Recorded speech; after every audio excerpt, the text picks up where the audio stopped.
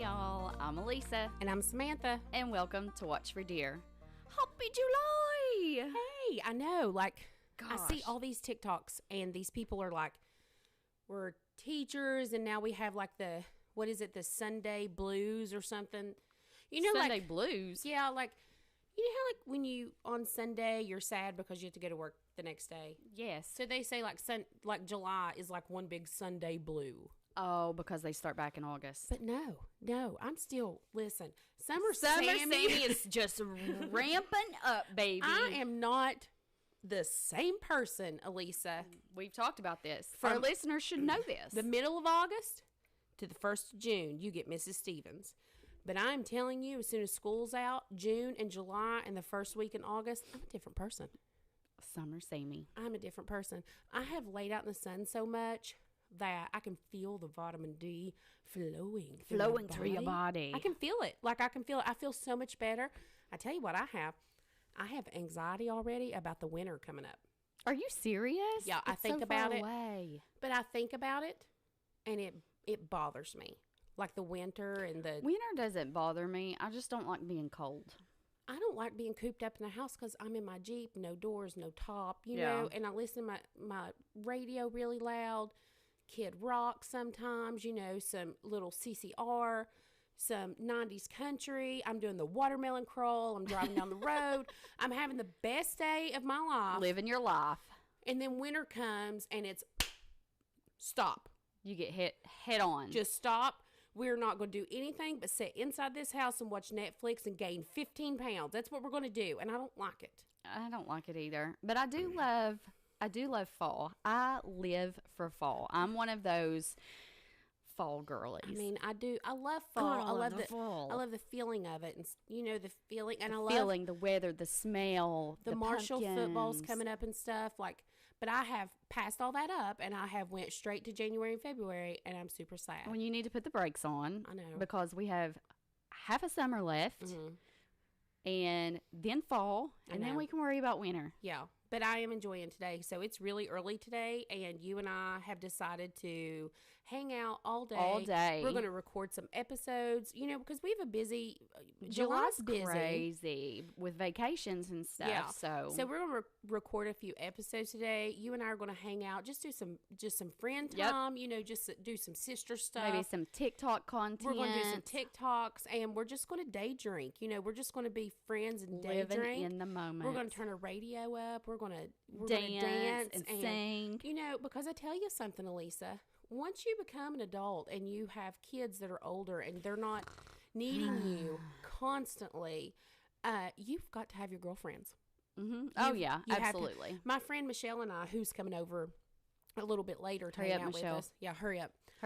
But she and I were talking, and I was like, you know, if it wasn't for you all, I'd be lost to death because, you know, my oldest is in Maryland now, and my son, he's a night shift at the hospital here, and my daughter, she works. She lives here, but she works, and when she's not working, she's in a room, and it just gets, you know, as an empty nester, and I have a lot of friends, too, that were later on having babies, so they're my age, and they've got teenagers now, or like middle me. school, right? But, of course, my two sons that I always mention, they're my stepsons, but I never refer to them as that because those are my babies. Family's family in the South, y'all. It don't matter. Right.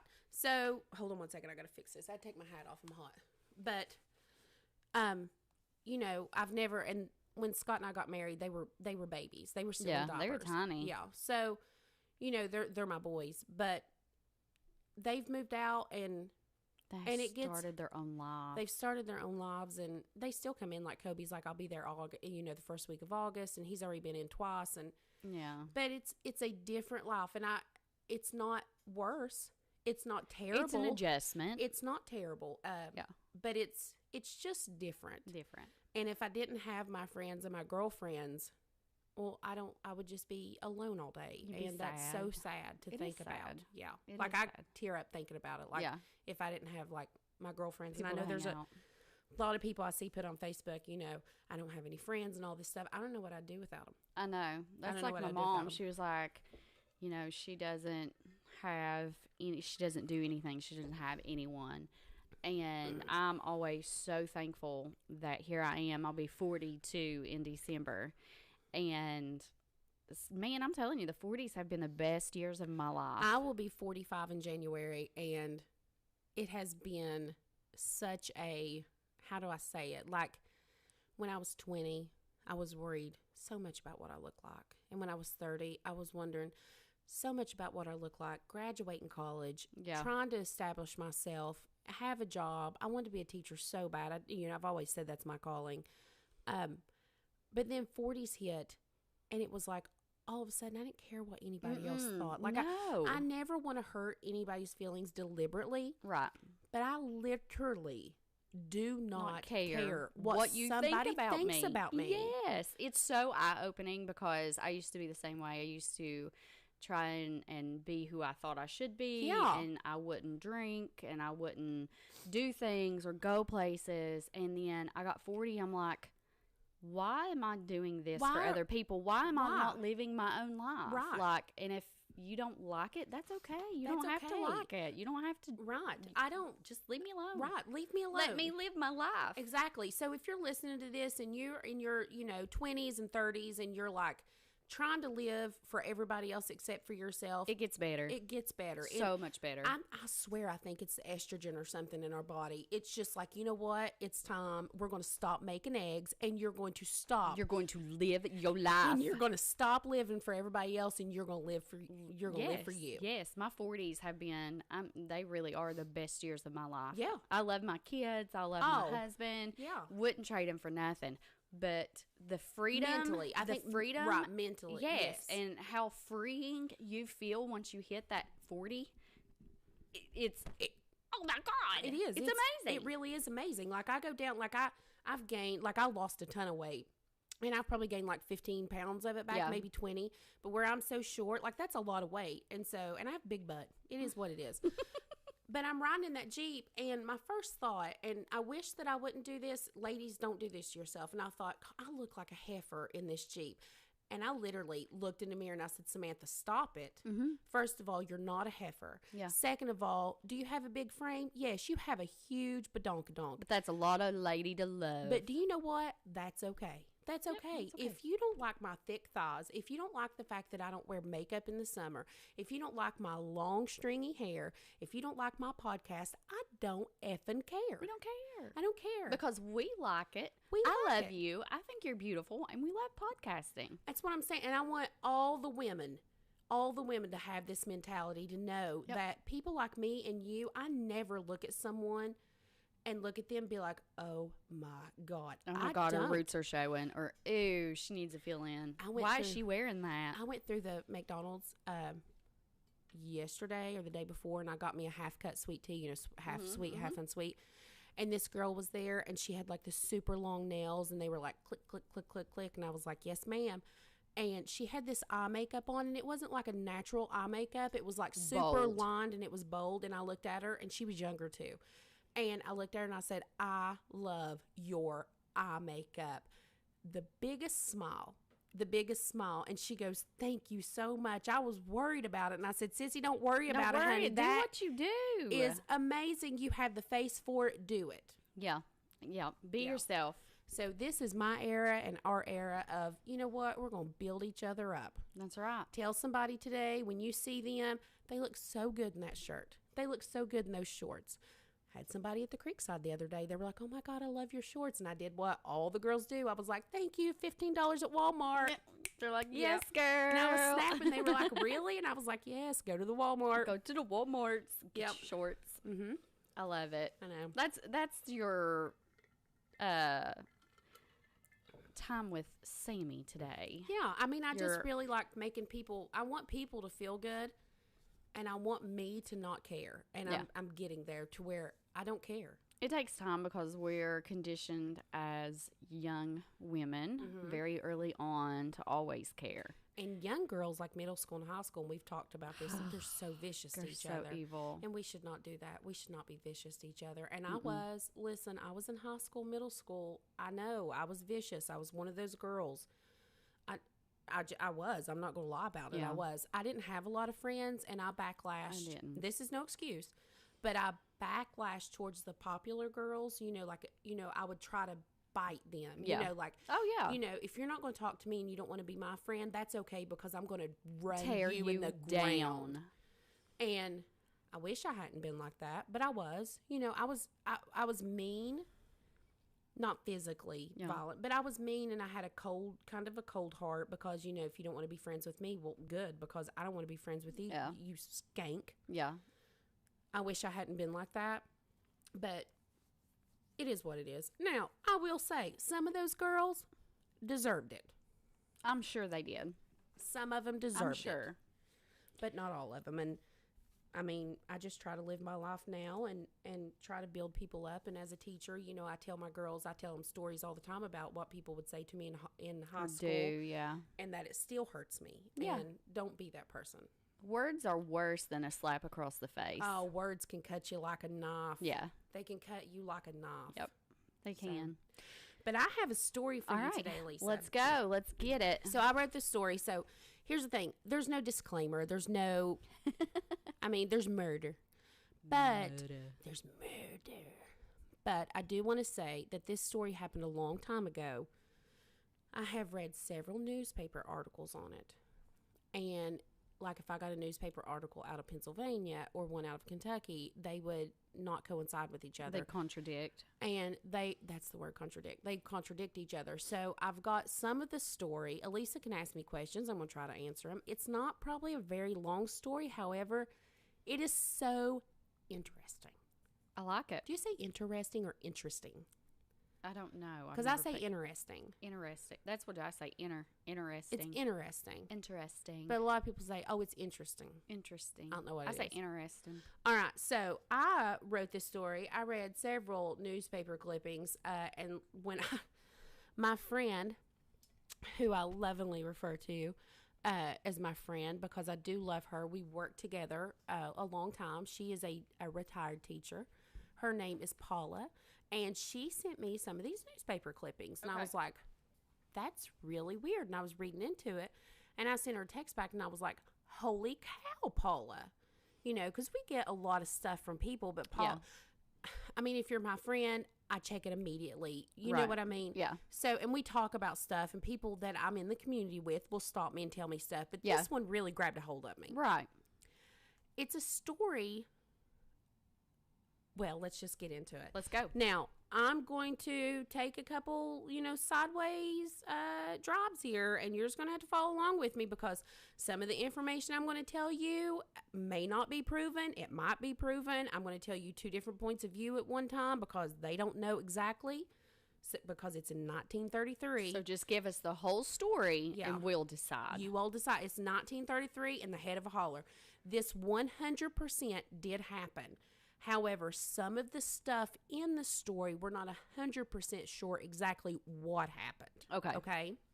All right, are we ready? Some of it's speculation. Are we ready? I'm ready. Are you ready? I'm so excited. Okay, I'm so excited too. All right, here we go.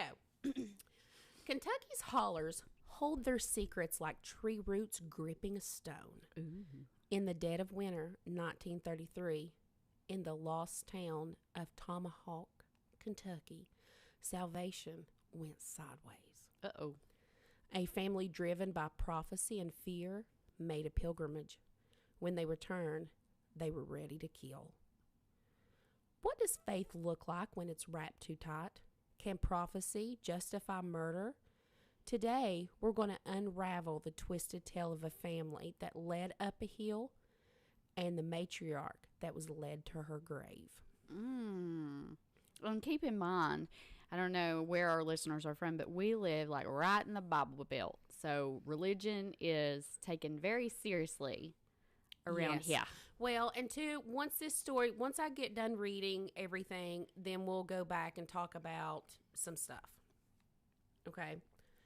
Tomahawk, Kentucky. You ever heard of it, Elisa? I have not. Okay. It is in Martin County, Kentucky. Okay, I know where Martin's at. It's right outside of Inez. Okay, yeah. So you know where we're at? I've probably been there then. I mean, we could drive there and be there in 45 minutes. Yeah, my doctor growing up was actually based in Kermit. So we'd go over across the creek to Beauty, Kentucky, Inez, Make One. I taught in Crum for years. You know that. God, I love my Crum family.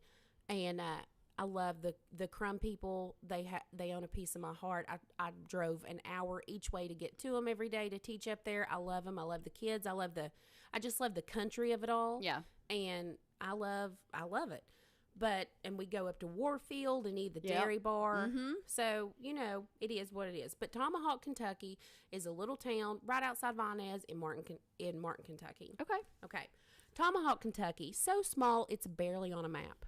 In the throes of the Great Depression, it sat 15 miles from the nearest railroad and decades from the modern world. Decades. Churches were strongholds of heat and hope against the bitter Appalachian cold. So this all takes place in February. Okay.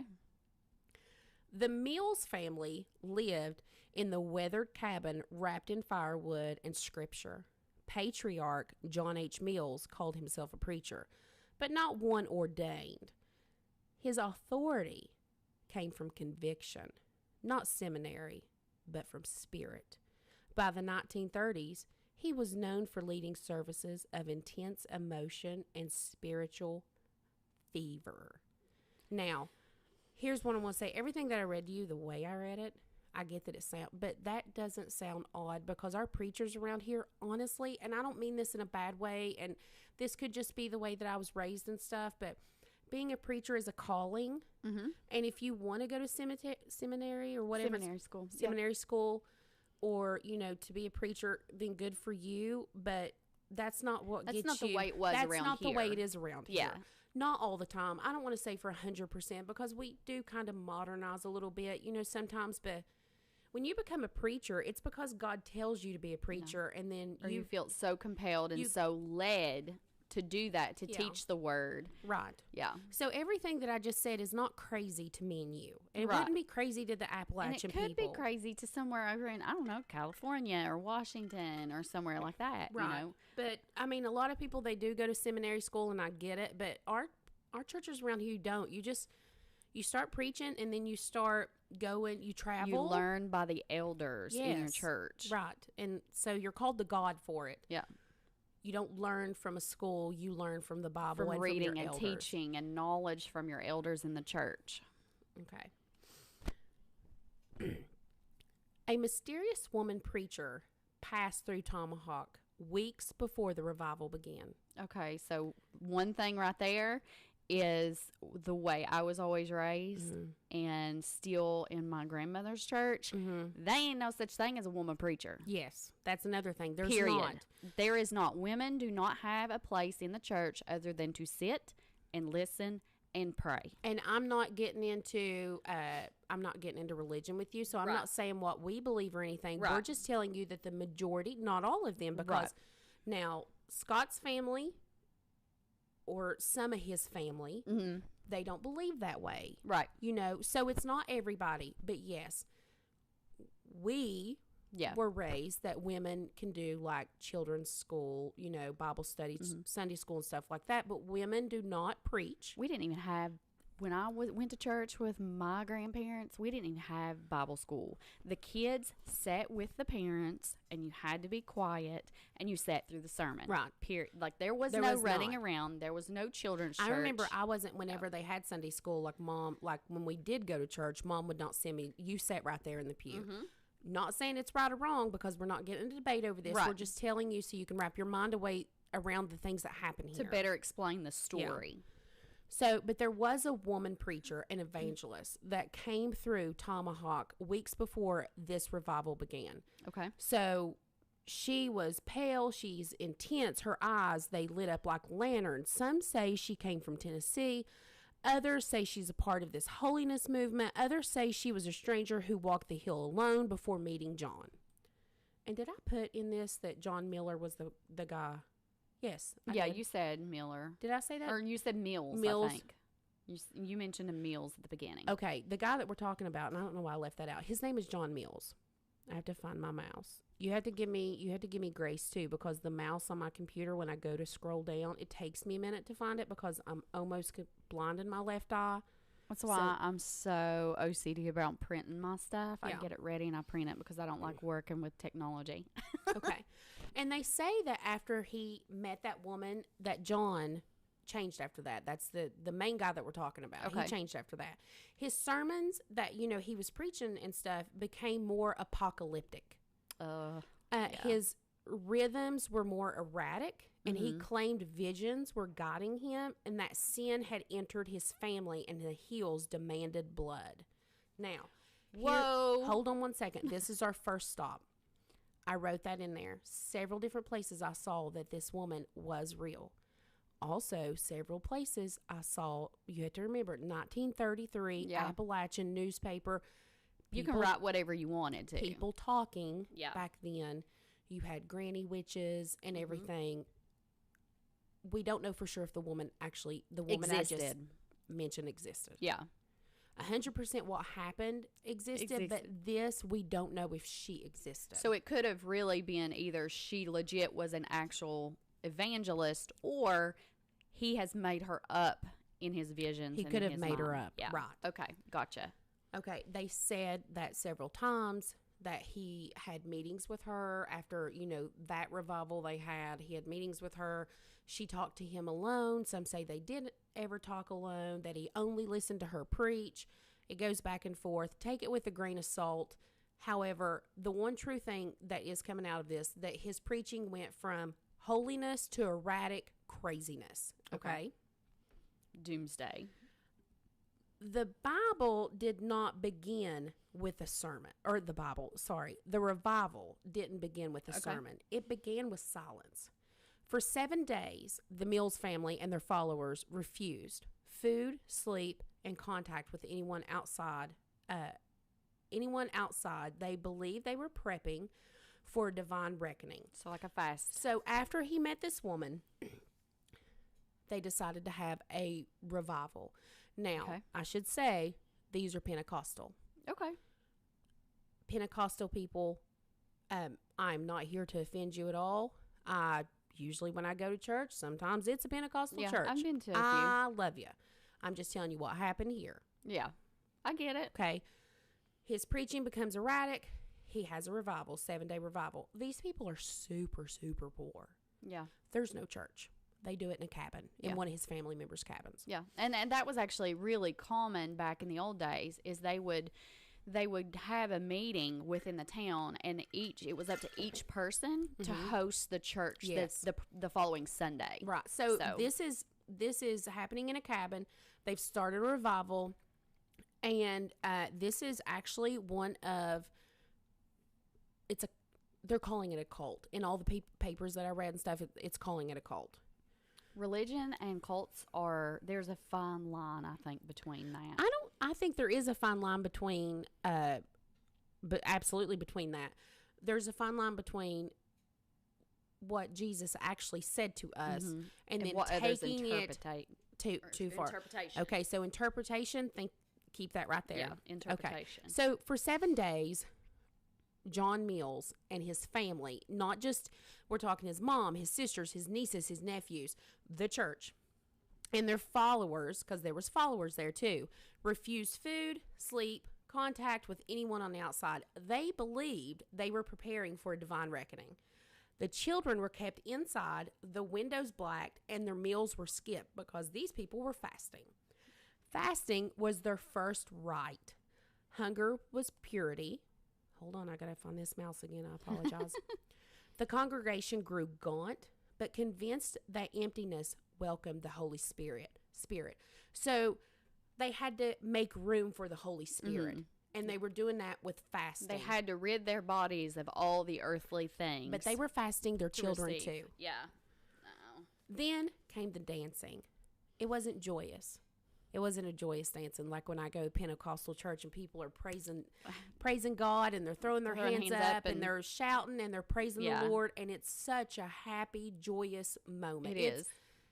Because you can feel God. You can feel Jesus. I have been to a Pentecostal church before, coming from a hard-shell Baptist church where it's different. Again, where women are supposed to sit there, your head down, don't talk, don't say anything.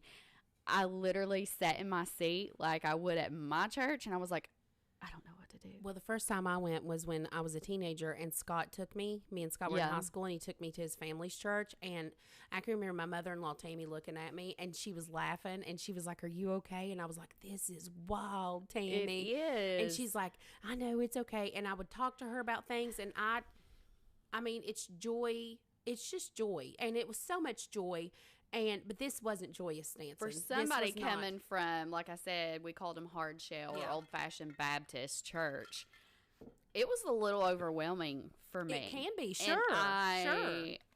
Even after service was gone and I was home, like I was still trying to process what I experienced because it's a lot of stimulation. Yeah, it is a lot. If you've never been to a Pentecostal church, it's a lot. Like, it is a lot. I feel like it should have came with a warning label. But this dancing wasn't joyous. It was manic. They were manic.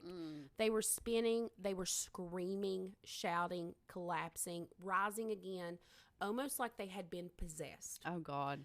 And I know people are going to be like, that's exactly what a Pentecostal church is like, and I can say that because, I sometimes go to a Pentecostal, but I'm telling you, this is different. There was no smile on people's faces. The floorboards thudded day and night for days, Elisa. These people did not stop. Neighbors said it sounded like thunder even when it was pretty outside, and they could hear them screaming, chanting. It was nonstop. It was just nonstop for days. Next came the incantations that John was doing and having the people do. John led chants that mixed scripture with invented speech. Some sounded like tongues.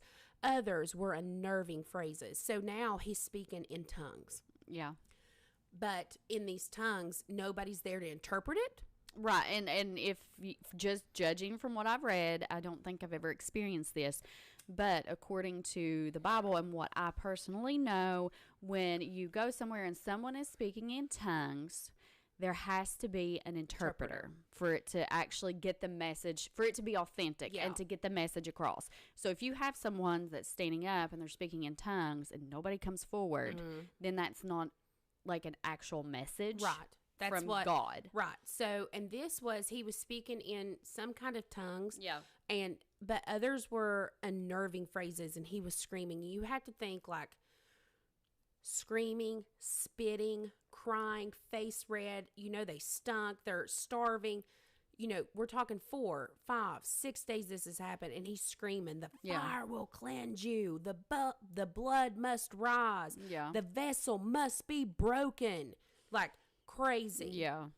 Witnesses later called the procession no words, just movement. What does that say? Later recalled. Okay, later recalled a procession. Procession, sure. No words, just movement. Where the family climbed a steep hill to a cabin. Hours passed. They returned with soot on their hands and expressions that were described as holy and hollow. Oh gosh. They were known, and I don't know if they were known back then or like some of the newspaper clippings I found or whatever, because I've done a lot of research on this, as much as you can. Yeah. The cult of the unknown tongues. This is the only cult in Appalachia to this day, as far as I can find, that had a person that was used for human sacrifice in Appalachia. Oh. We just don't do that. Appalachia people just don't do that. We just don't kill people. We don't sacrifice them. Okay, that's better. we don't sacrifice people, but you come on our land, you break in our house, we're going to shoot you. Allegedly.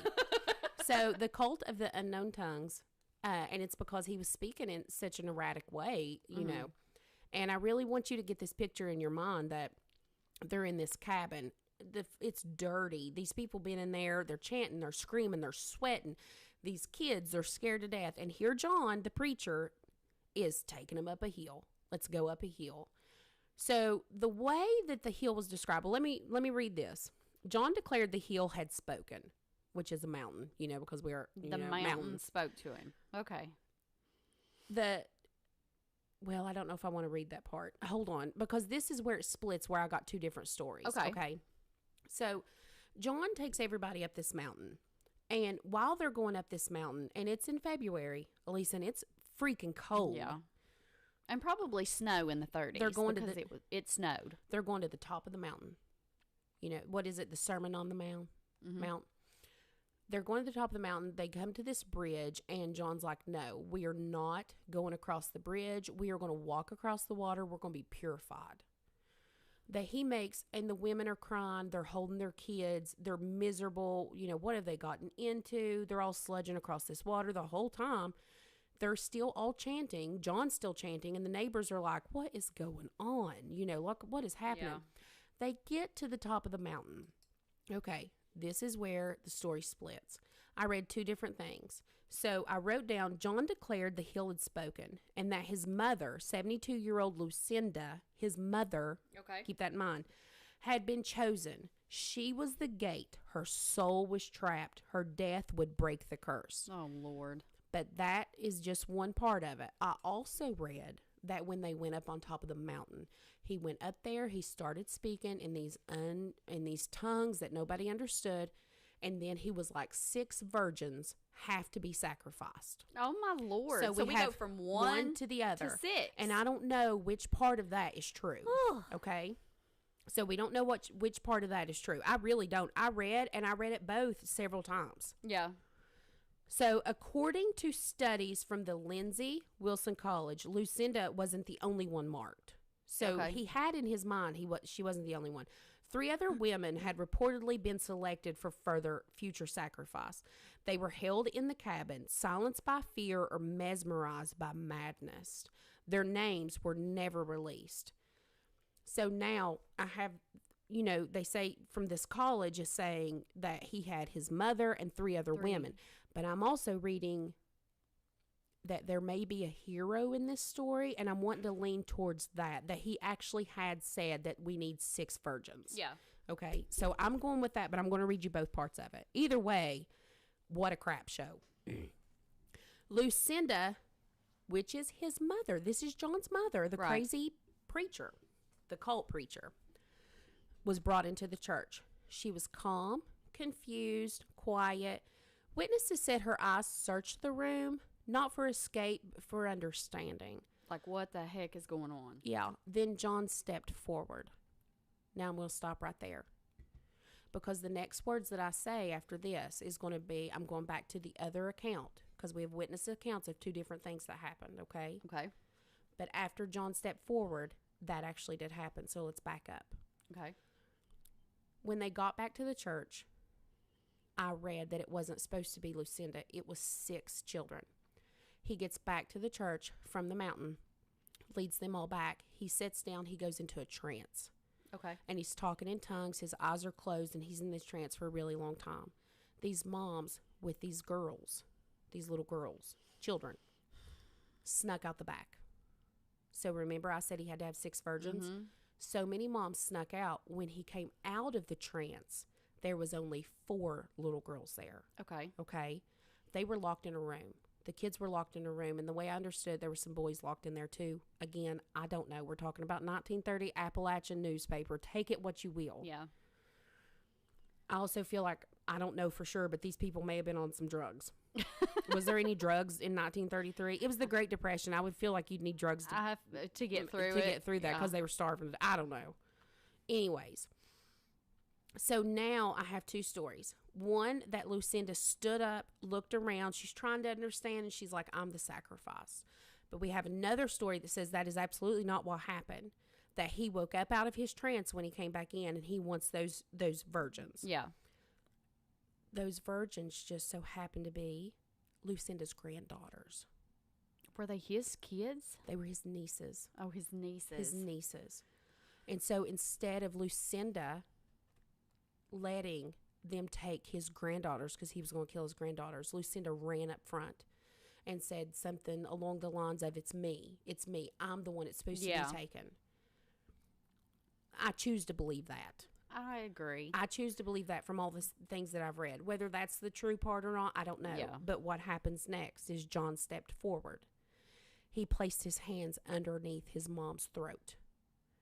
He prayed aloud, and she gasped. He jumped on top of her and was choking and stomping her. Behind him, arms lifted, voices raised, some cried, others chanted. Lucinda died at the altar. He choked his mother to death. not in struggle, but in ritual. Either way, Lucinda, whether she did it because she believed in the cause or she did it for her granddaughters. I feel like she done it for her granddaughters. Regardless, she did not put up a fight. And this did happen, and he strangled his mother to death on the altar. That happened. My God. Sit my mouse down. Boop, boop, boop, boop, boop. After his mother's lifeless body laid there, Elisa, they start gathering wood because what are they going to do? They're going to burn her. They're going to burn that body. Her body was placed on a quilt near the altar. The group believed the flames would carry her sins to heaven because they were trying. They believed that they had to wash the sins to get the purity. Mm-hmm. At one point, after all this happened, John believed his mom was going to come back to life. But someone who was not named fled and ran for help. Deputies arrived just before ignition. 8 family members were arrested.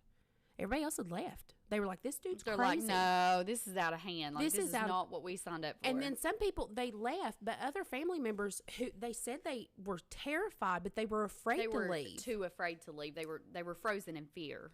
Headlines. They howled throughout Appalachia. 8 of mountain family jailed in cult sacrifice of a woman. Church rituals end in death. Family claims God commanded it. Heal ritual precedes killing. Reports described it as a fog of faith and frenzy. The revival was labeled a distortion of belief. The hill climb considered a pilgrimage into madness. John Mills stood trial for murder. He claimed divine instruction.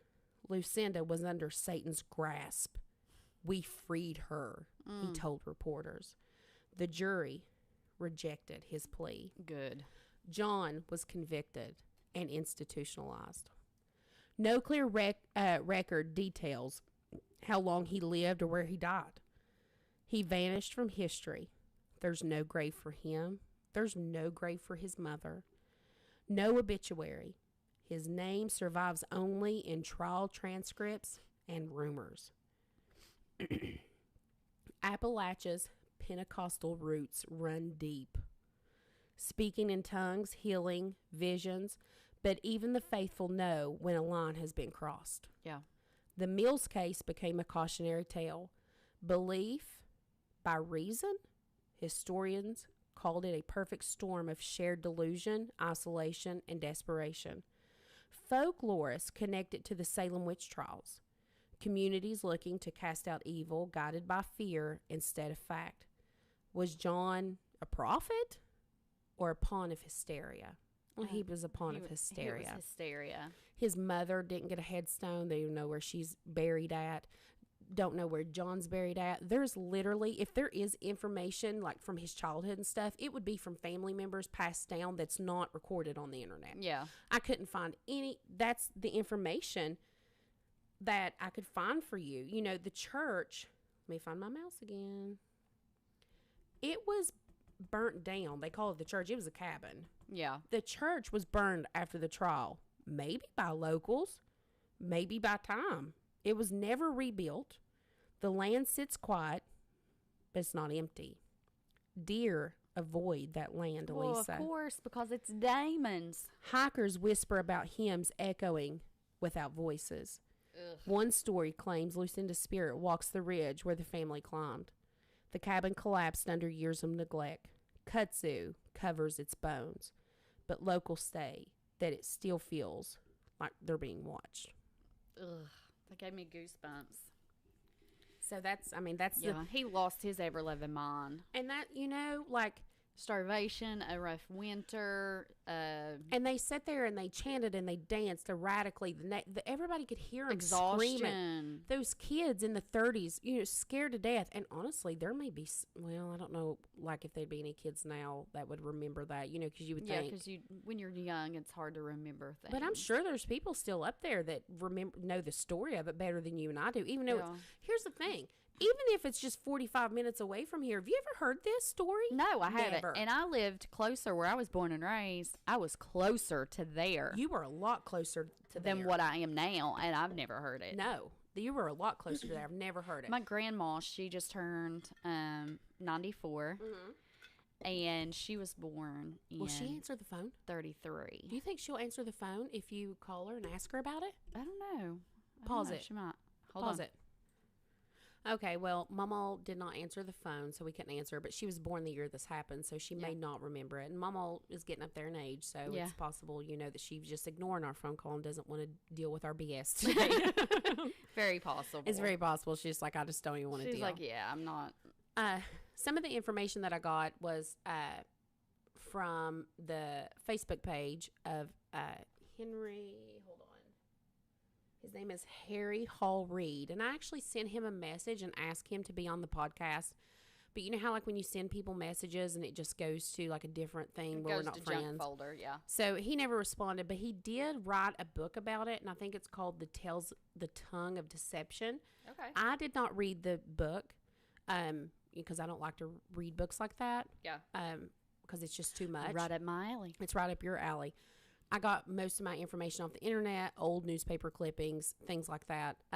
But anyways, if you're more interested in this and want to get more detail from the family and everything, you can look up his book, Harry Hall Reed. He's on Facebook, and I think his book's on Amazon, so you can download that. Very if you cool. want to. Yeah, being so close, I'm surprised I have never heard that before. No, never heard it. And if you've heard of it, Ooh, PMS. Yeah. Let us What'd know. you say? PMS? DMS. Okay. PMSS. I thought you said PMS. PMSS. We don't do that anymore. We too old. We don't do that anymore. That's another beautiful thing about being 40. Bam. Woo. All right. So if you guys liked our story, be sure to go and follow us on Facebook, Insta, and TikTok at Watch for Your Podcast.